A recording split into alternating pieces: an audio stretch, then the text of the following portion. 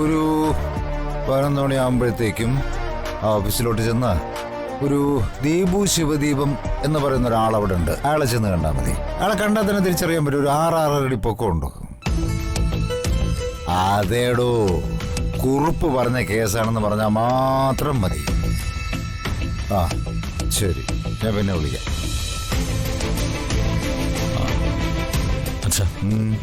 എന്താ ജഗ? എനിക്ക് അച്ഛനോടൊരു കാര്യം പറയാനുണ്ട്. പറയ്. അച്ഛാ, അത് ഞാനിപ്പോ ഒറ്റയ്ക്കല്ലല്ലോ. എന്നെ ആശ്രയിച്ച് കഴിയുന്ന വന്ദനയും ദീമോളും ഉണ്ട്. എന്തെങ്കിലും ഒരു ജോലി തരപ്പെടുത്തിയിരുന്നെങ്കിൽ. നിനക്കെന്തിനാ ഇപ്പൊ ഇതിന്റെ ആവശ്യം? മോനെ, ലോക്കൽ ബോഡി ഇലക്ഷൻ വരിക.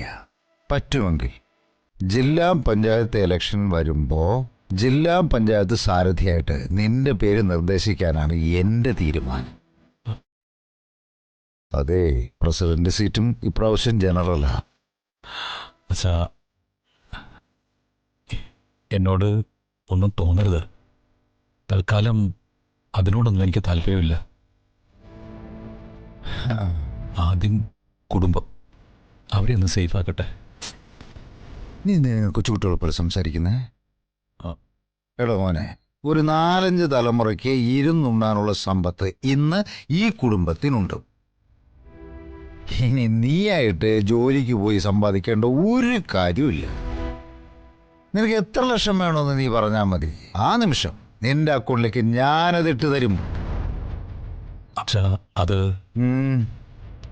ഇത് ഔദാര്യമായിട്ടൊന്നും നീ കരുതണ്ട. നിന്റെ ഒരു അവകാശമായിട്ട് നീ കരുതിയാൽ മതി. സോറി അച്ഛാ. ഞാൻ ജോലി ചെയ്തുണ്ടാക്കുന്ന സമ്പാദ്യം കൊണ്ട് വന്ദനയും ദീമോളെയും സംരക്ഷിക്കണമെന്നാണ് എൻ്റെ ആഗ്രഹം. എന്നാ പിന്നെ നിന്റെ തീരുമാനം അതാണെങ്കിൽ അതങ്ങനെ തന്നെ ആയിക്കോട്ടെ.